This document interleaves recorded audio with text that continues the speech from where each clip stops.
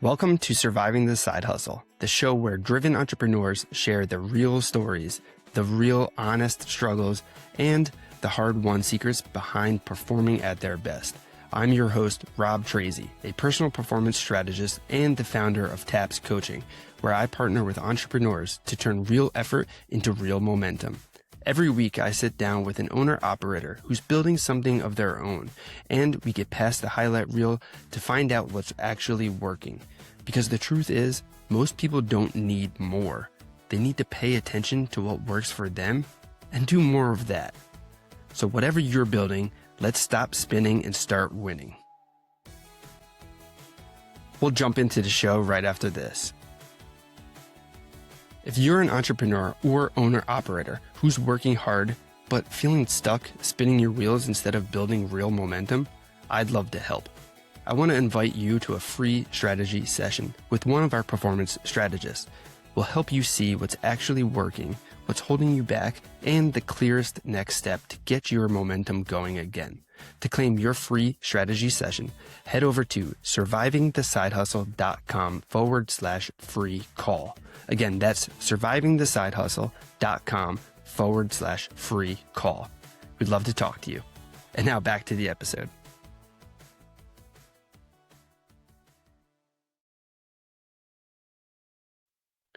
What's going on? And welcome back to another episode of Surviving the Side Hustle. Today, we have, today's guest today is Christy Meaux. Meaux? Sorry, I should have asked that before we started recording, so I should have had some questions. But today we have Christy Meaux, and she is a confidence coach and personal branding strategist who helps people step into who they truly are and build a life that actually aligns with it. Through her work with cohesive confidence, Christy blends identity work, personal branding, and even color analysis to help people show up more authentically and ultimately create more opportunity in their life and business. In today's conversation, we're going to dive into things like identity, rebuilding, especially after major life transitions, and how confidence isn't something you're born with. It's something that you give yourself permission to step into. Christy, welcome to the show. Sorry about botching your last name there. That is A-okay, Rob. Thank you so much. I'm really happy to be here. And honestly, it's not the first time someone has stumbled over my last name, and it certainly won't be the last. And it was really kind. You made a very good effort. So quick recovery there. No issue. Thank you. Appreciate it. Well, I'd love to kind of just jump right in if you're down for that. I'd love to dive into asking you specifically, like, what is it that you're building with cohesive confidence? So let me take you back to 2023. I had just come out of a pretty significant and lengthy grief experience. I had multiple losses in a very short period of time that really at the end of 22 left me wondering, like, how long does this keep going on? Ultimately, I had to make a decision if I was going to continue to live in that grief identity where I woke up sad every day, hesitant to step out and go outside of the house to be even seen in a public place. Learning how to carry grief and make it part of growth really was the goal. 2023, I knew that I was going to start branding myself because I had been in an environment where I was expected to edify, show up, and celebrate bringing in business for someone else's business and identity. And it didn't feel like it was in alignment with what I wanted my results to be. So I came into 2023, said, I'm branding myself, had no idea what even that was going to look like, what all it would carry with it.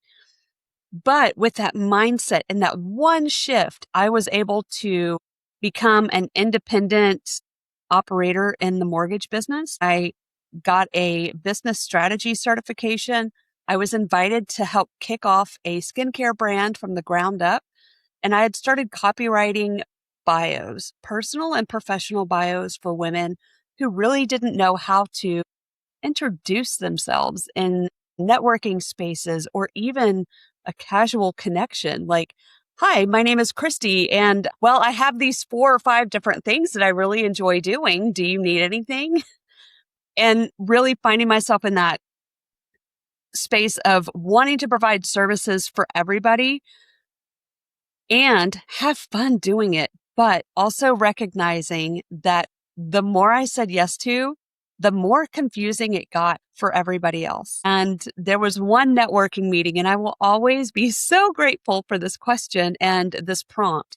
The introduction was, tell us who you are and tell us what you do. Don't tell us the name of your company. Don't tell us your job title. And I think everybody deserves that chance, really, to identify what they do. And when I say, what do you do? It's what is the result that people get when they engage with you, when they come and buy your service, when you're doing something, showing up authentically, what is the result that is created from that experience? My answer to that in that space at that moment was, my name is Christy Meaux and I create cohesive confidence. Because the end result is no matter what I do, my service can change tomorrow. But I guarantee you the result that my clients are going to get in that space is they are walking away with their cohesive confidence for what we agreed to do together. And that's the best feeling in the world, is to bring that forward for someone else. And that's ultimately the result that I deliver with anyone that participates in my brand. But even on a one-to-one basis, my friends send me a text message. I got one today. My girlfriend messages me and says, I passed my test. I'm officially a certified personal trainer. And I knew that she had been going and setting up her study blocks and really focusing on that goal. And I couldn't wait to celebrate with her. But she got her cohesive confidence today too. Wow. I mean, I love that because you touched on a lot of things there. I feel like so many people struggle to explain, especially when you step into entrepreneurship. A lot of people struggle to explain who they are because they directly tie their identity to what it is that they actually do instead of who they are. And when they're trying to kind of make it concise, they have a lot of different things going on. So it's hard for them to kind of pick and choose. It's like, oh, well, it kind of like, I'm thinking of one person specifically, and it's like, oh, well, today I'm doing this, or tomorrow I'll be doing that. And it makes it difficult. And when I love that you tied in the cohesive confidence, because one of my mentors always talks about, like, when you are naming something or you're coming up with something, you should do the want test. Like, it should pass the I want X, Y, and Z, or I want blank. And that fits onto that too perfectly. So I love that. That's awesome stuff. Yeah, thank you. When we start really focusing on getting rid of the job title, look, nobody cares what my business is called. Nobody cares what your business is called. And I don't say that to be rude or abrupt or abrasive, but it's true. People really are concerned with what they get from your experience. They're coming to you as the expert for what you do. They're not coming to you because your business has a really cool name. It might be a hook. It might be a fun little ditty, but it's not going to be the full experience. And that old adage of people will always remember how you made them feel, not what you said, but how you made them feel. And that's true. Yeah, it's definitely true. And I remember when I first started out in like fitness, I was like, oh, you know what? I kind of was going the same approach. I was like, you know what? I'm just going to be so good at what I do that it doesn't really matter what it's going to be called.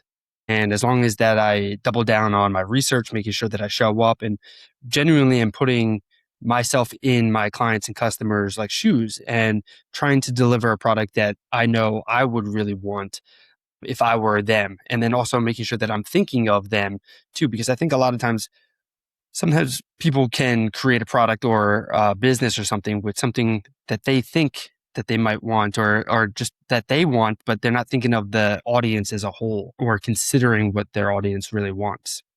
Yeah. And when I'm working with clients, especially in the coaching space, because I do business and brand strategy, I help people who are a little like, I don't know where I want to go. I don't know what I want to do. I just know that I want something more. Okay, well, let's get real and the meat and potatoes of it all. But part of that, and a big part of that, is creating the vision of what that looks like, not only as them in the driver's seat, But we have to embody the client experience, right? We're looking at the end result. When a client leaves the experience in the 12-week program that I offer, they're walking away with absolute assuredness in their authentic identity, their core values.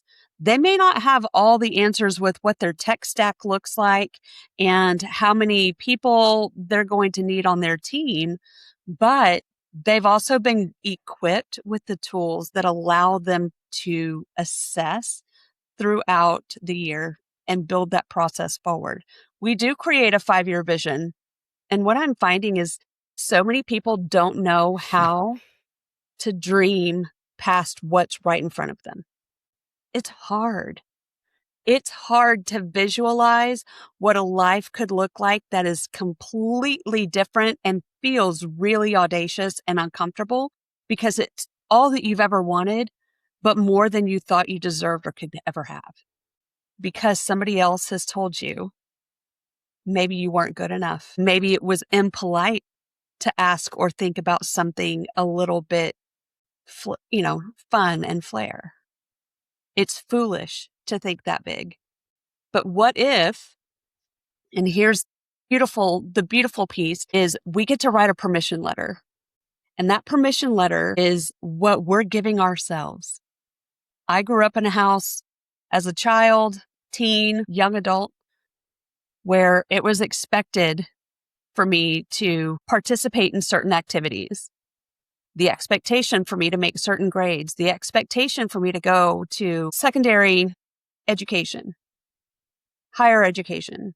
If I'm looking at college, getting a degree and getting a good job and getting married and having kids and buying a house and getting the nice car and showing up and volunteering in my local community. My life has looked nothing like that. But I also had to give myself permission that it's okay for me to lean into what I was actually called to do versus what somebody else expected me to do. And I'm 50 years old, and I gave myself permission at the age of 48 to stop serving other people's expectations for what my life should be and set my own expectations and embrace them, be proud of them, and have a really fun time going after making it happen.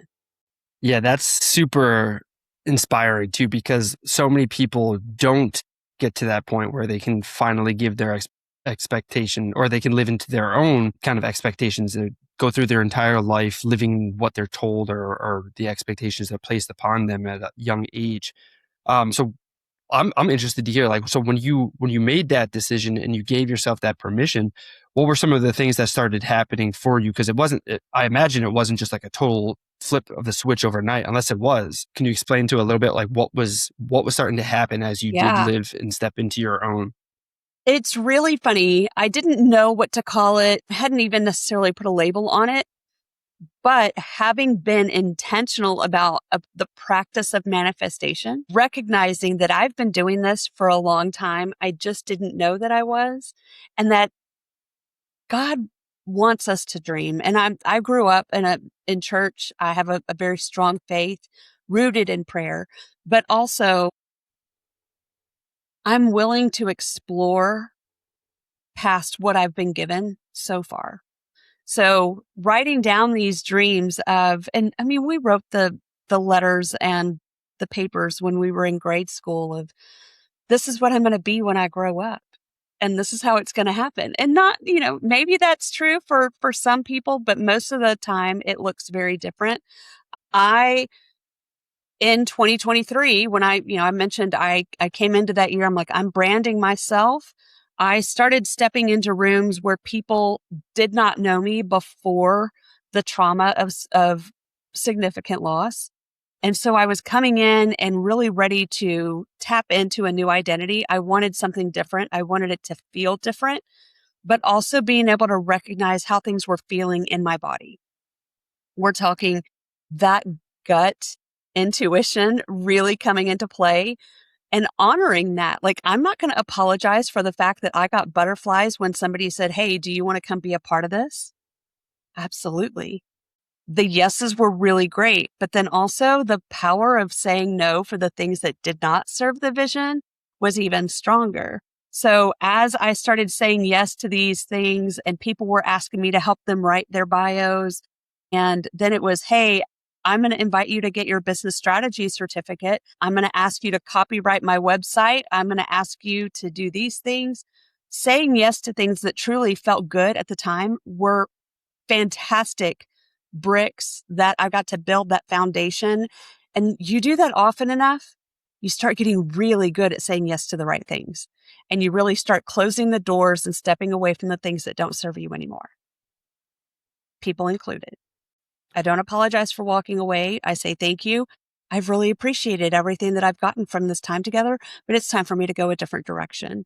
This all allowed me to move 4 hours from where I had built a career previously into another area in North Texas. And my mom had pancreatic cancer. I got to spend the last part of her life with her, and I will never, ever be sad that I was able to do that. What a blessing. But through that, I also learned the importance of showing up and being there for the people that needed me when they did. And it wasn't just her, it was my dad needed me too. He would never vocalize it. But I was able to coordinate her care and people coming to visit. That's a gift. And I'm so glad I was able to give that to her, but also give that to myself in return. Through that experience, I completely left the mortgage industry that I had been a part of for 6.5 years, started my LLC. Cohesive Confidence became tangible and real. I have now been Cohesive Confidence for 1.5 years, and I'm thrilled and super excited. It'll be 2 years in August. But even the identity within Cohesive Confidence has shifted. I got my color analysis certification in October of 2024. And, a couple of months after my mom passed away, and started my LLC, got my color analysis certification, rewrote my container, and then found myself having to move in with my dad at 49 because my 8-year relationship ended very suddenly and very unplanned. And I had to recreate identity then again. I had to give myself permission to do that. It was okay for me to not work in my business for 2 months. How do I show up in Cohesive Confidence when my confidence was broken? So you know what? I'm going to give myself 2 months to just step back and really take care of myself, my mental well-being, get rooted and connected here in a new community and figure out how I'm showing up now. Because now I'm different than what I was then. I've made the most wonderful connections here with absolute intention. I've added value to rooms, but I've gotten so much value in return. I just bought my first house. I celebrated my 50th birthday in Paris at the Champs-Élysées, all because I casted the vision that I was allowed to do that, because that was the expectation and the permission I set for myself. Wow. Don't be afraid to go after what you want. Yeah. And I feel like there's a lot of reward to diving into exactly what you want, but it is also very scary because there's a lot of risk, and you gotta take what I guess the world kind of puts back at you when you stand up to the world and figuring out who you really are when you're rebuilding yourself. So I have a couple questions around that I'd love to ask you, but the first thing I want to kind of dive in is like, you've gone through multiple rebuilds here. What are these like? What are like the most common stages of this rebuild? Because so many people, one, go through life where they don't really know what they don't know. So they just kind of like float through life doing things that everybody tells them to. But then I assume that there's a spot where they're like, hey, this isn't actually aligned. Like there is meant something else for me. And then I'm guessing there's other stages involved with that. Could you explain from like a high level maybe? Yeah. So first off, allow yourself to grieve. You can grieve a job change. You can grieve the end of a friendship, the end of a relationship. You can grieve selling a home and relocating to a new area, even if it's just 3 streets over. It's going to feel different. The energy will shift. Recognize that, acknowledge it, accept it. And I've created a visual around Cohesive Confidence and what that looks like. And we do have to acknowledge that it happened, accept that it has happened, Be willing to do something different to get it going in the direction that you want to go. Life will give you exactly what you tell it to give you.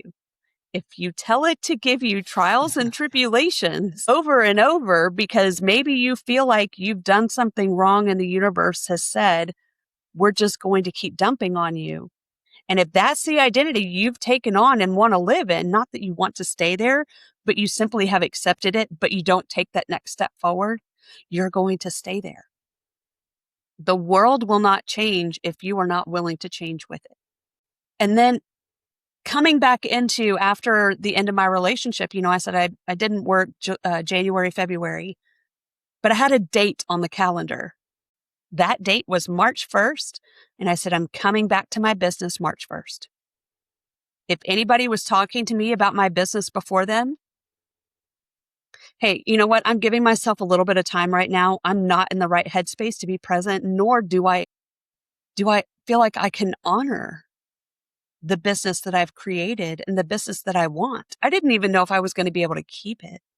I had to go through and acknowledge all of those feelings as they happened, because ignoring them doesn't make them go away.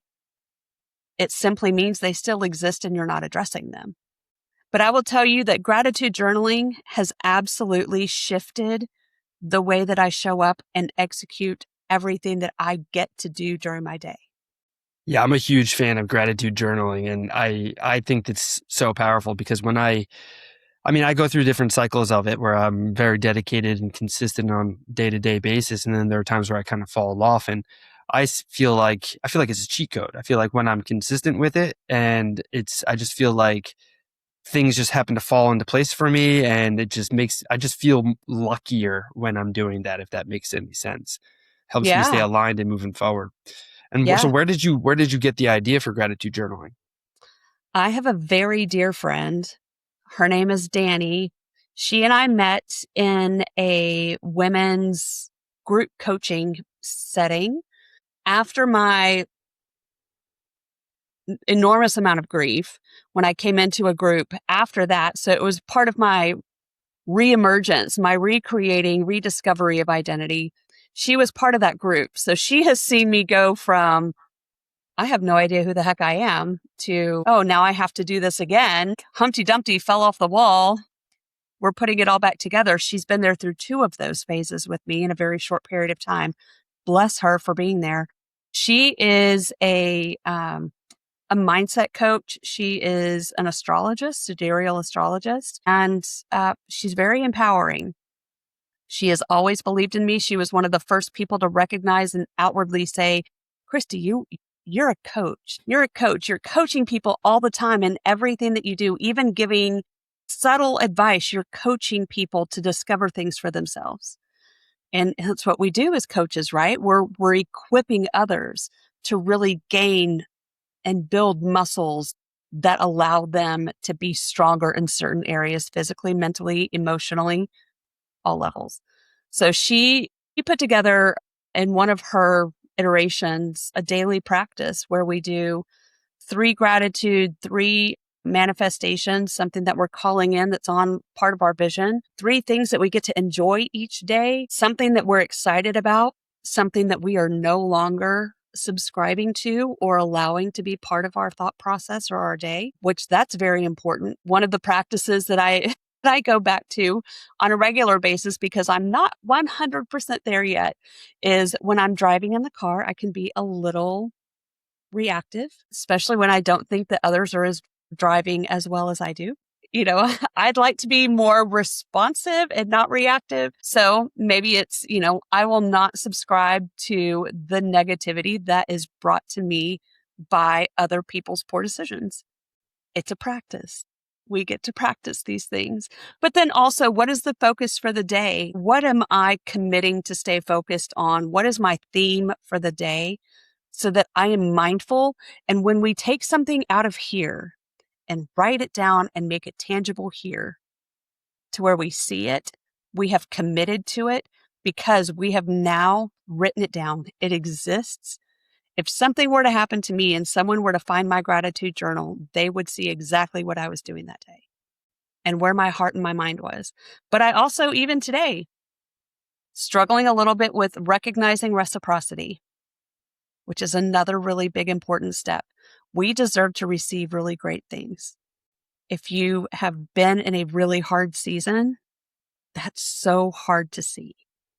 And I was vulnerable the other day. I was lifting, I mentioned I'm in the process of moving, and I lifted this very large tote into the back of my SUV, and it's weighted a little disproportionately. I popped a rib, which is a little painful. And I was like, oh man, I popped a rib. Is anybody, I need help moving. I'm going to lift really heavy things this weekend. I could use another hand or two to help us get stuff in the truck, because it's not just lifting and moving, it's lifting up into a moving truck. Could be a little challenging. Just me and my dad doing this. I got a text message today from a dear, dear friend and said, I hired movers for you for Saturday. Just need to know the address, what all you need moved. And I fought it. I was like, no way, you are not doing that. And eventually I said, you know what? I need to learn to say thank you and receive these blessings, because this is what I have asked the universe for. So putting yourself in that position, but gratitude is so important. And for anybody who wants that formula, instead of taking notes listening to this, go to my website and fill out the email request form. This will be emailed to you directly as a thank you for submitting your information. Awesome. And we will dive back into your website in just a little while. But for the meantime, what is the website for people to go to? It is cohesiveconfidence.com. And so that's awesome getting that, because it sounds more than just a gratitude journal. It really sounds like a whole mindset. And I don't even know. Like, I just feel like it's more than, I feel like gratitude is a component of it, but I feel like it's bigger than that. Like, what's bigger than that even? Like, I don't even know, positive mindset thing. It just sounds like it covers a lot. It makes a big difference. And I think starting with gratitude is the best way to start. It's my opinion. Starting with gratitude is the best place to start, because it's putting your mind in the place of grace, gratitude, thanks. These are feel-good endorphins that are activating your brain to think in that positive frame of mind, versus going into, say, starting with manifestation. If you're not in that gracious mindset, starting with manifestation could leave you perhaps feeling like you can't ask for more, or that you don't deserve it, or that it's too much, or that you're too much, or that you don't deserve something. And that's not true. It's simply not true. So starting with gratitude is definitely the best place to start. And it absolutely shifted the way that I woke up and started and entered and showed up in every day, but also how I showed up in my business, how I showed up in networking meetings and community, how I started going back to the gym, because I was allowing myself to recognize that there were really great things happening for me, even when I didn't personally feel great. Hey, what's up? Sorry for the interruption. It's Rob. One quick thing before we keep going. If you're feeling stuck, or like you've lost the momentum that you used to have, here's a simple, free first step. Take the assessment at gettheprime.com. In just a few minutes, it'll show you exactly where you're leaking momentum, so you can get that ball rolling again with the Prime app. It's completely free. So if you're new here, this is the best place to start.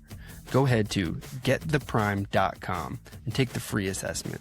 All right, let's get back into it. Yeah, and I really love that you physically write it out too. And I feel like when I'm writing, even though I do a lot of mine typing, I just think like that helps me slow my brain down and kind of live in that emotion and thought and even experience too. When I'm showing gratitude for different experiences, it really allows me to relive it almost to a certain extent and slow things down. So then when I do put it into the computer or notebook, it feels more there instead of just quickly jotting it down. There have also been times where I kind of like cheated and I was just going through, or at least for me, I feel like it's cheating. I'll do like voice notes and I'm like voice noting out like, okay, yeah, this and that. And I'm kind of going through it. it's not the same. I feel like writing it down or actually typing it out makes a bigger difference. Yeah. Well, and piggybacking off of that idea, everybody has like a notes app in their phone, and Android, iPhone. There's a way for you to take notes there. My friend that I mentioned earlier that just passed her certification test, she started this practice and I love it. I started doing it and I fell off of it. So I'm like, oh man, I have the opportunity to go back and restart this. But opening a note in your phone, and literally every time something good happens to you during the day, maybe you made that green light, maybe you didn't get in an accident, maybe that police officer gave you a warning instead of a ticket, or maybe you got hot fries at the drive-thru. Whatever it is, good news is good news. Write those things down. And when you sit down at the end of the day, looking back over that list of great things that happened for you is such a reward.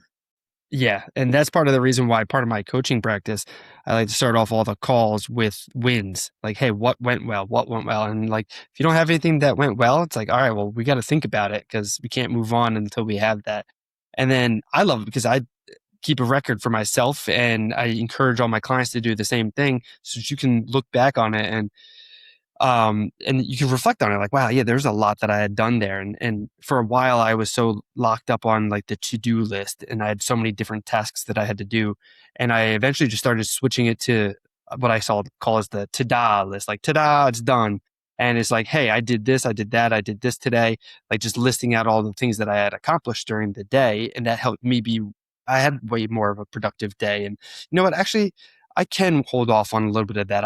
I've done a lot today. I'm going to sit back and I'm going to enjoy some sunlight and give myself that permission to enjoy it because I have this record of great things that I've already accomplished and good things that have happened to me. Yeah. I love that. The to-do list. That's great. I might take that for myself. I mean, it feels a little magical. And I think that that's a great, that's not a bad thing. But yeah, I mean, setting those boundaries too, that's been a really big part of, I thrive in structure and systems. I don't do well with no schedule. Honestly, weekends are a little bit stressful for me because they are so loose and fluid. Whereas my weekday, I know that my alarm goes off at 5:30 and I'm at the gym by 6:30 and I'm doing da da da da da da da da. I set these boundaries and this routine that has really served me and done very well.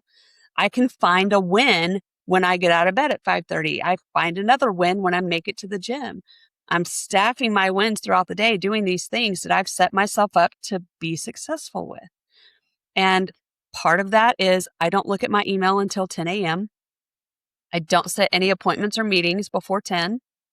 I have an alarm that goes off at 6 p.m. and it's called shutdown. That's it. I'm not working past 6 o'clock. And sometimes if I have a client that needs an evening sit down Zoom meeting, I'll make the exception, but that's a focused decision. That's not a daily driver. I can work outside those boundaries as long as I understand why I'm working outside those boundaries. I want to ask you a question because you were mentioning how you start with gratitude so that you can kind of get into the manifestation. Manifestation is something that I haven't really have much experience with or kind of used. And I feel like I'm kind of in that ballpark of the individuals who are like kind of struggle to kind of see the bigger picture vision down the road. So when you talk about manifestation, how do you define it in like a practical way? And like, how do you step into that? It took me a little bit of time to recognize and identify manifestation for what was actually happening. Last year, I took 4 trips on airplanes, and I found myself getting into, and it really is an embodiment because you have to believe with your whole body and mind that this is possible. I get on the plane and I'm like, okay, I'm not going to make eye contact with anybody coming down the aisle because I don't want them to sit next to me. And this is before like open seating was taken away from a recent regional airline. But even on assigned seats, I was like, okay, well, maybe I'll have an empty seat next to me. I'm not kidding you, Rob. 3 flights domestically, there and back, empty seat. next to me every time. And I was like, okay, well, I'm the girl that gets open seats next to me. And now that's the standard. That's the expectation. Am I super disappointed if it doesn't happen? No, sorry about that. But I also had an international flight, Christmas, and I was gone for 2 weeks, came back a week after New Year's. And prior to me leaving on this trip, I had purchased a premium economy seat because I wanted the extra leg room. I wanted a larger recline so I could hopefully get a little bit of sleep on the plane. We're talking 9 and 10 hours, long enough for me to snooze. First one was overnight. Going over to London was overnight. And I watched all the videos. Well, on YouTube, the one video will lead into playing the other video. Sometimes that other video was showing me what it was like in business class. I was like, well, I'm not paying for business class. I'm just not going to do it. But man, that would be really nice. Maybe one day I could do business class. But I kept watching them because I wanted to see what the difference was between different airlines. And then I ended up on all these travel vlogs and everything else. So coming back, I took my seat in row 22, sat down, buckled in, gentleman next to me. We were making friends. He was telling me about his travels. I was telling him about mine. And I get a notification. I mean, I've been on the plane for a good 10 minutes by this point. Get a notification. Congratulations, we've just upgraded you. And I was like, yeah, I'm sure that's an error because I'm already buckled in. They have I don't have premium points with this airline. Like I'm not the frequent flyer that they're usually upgrading. No. Flight attendant comes over and she was like, did you get the notification? We're going to go ahead and move you up to row 2. Is that okay? Say less. Let me grab my stuff. And then there's a gentleman standing there waiting for me to vacate that seat so he can sit down in the seat that I just left. And I'm like, why wouldn't they have just upgraded him? But don't let me tell the universe to take it away. I'm here to say yes to the things that I allowed myself to visualize, and I embodied what it would be like to fly business class. So when you find yourself envisioning what these life experiences look and feel like, maybe it's cutting 30 minutes off of a drive on a major interstate that's always a pain in the neck to drive. You're like, oh man, it's going to be full of traffic. It's going to be terrible. All of these things are going to happen. Well, if you go into it expecting all of these negative, horrible things to happen, you've just manifested another 30 minutes onto your trip. Manifestation works both ways. It's not always sunshine and rainbows if you don't give it sunshine and rainbows. But start recognizing where you allow yourself to dream and visualize and embody experiences happening for you. That's what manifestation is. That's what it feels like. Yeah, that's pretty awesome. So, well, that's pretty cool. I have never been upgraded in any of my flights, so I haven't manifested that yet enough. I guess I'm gonna have to do some more work on that. Just and watch hopefully, YouTube. That's it. That's the key. Is YouTube. So audacious. It is so beyond outrageous things that have happened. And I'm like, okay, well, now I'm going to fly Emirates overseas and I'm going to get upgraded to their business class because that's a whole nother level. So that's my next work. I'm just going straight to private. Yeah, but I don't even know. I feel like the private planes, you can't even really stand up all the way. They feel really small. Only one way to find out. You'll have to let me know, Rob. Yeah. I'm going to manifest that with you, for you, so you can tell me about that experience. I'll let you know. I'll fill you in on it.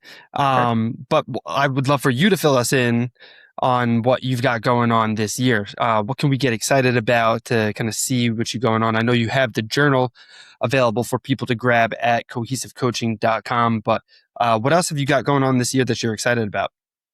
So when I knew I was turning 50, but started to embrace it, not apologize or shy away from it, not minimizing it, not to be embarrassed by it.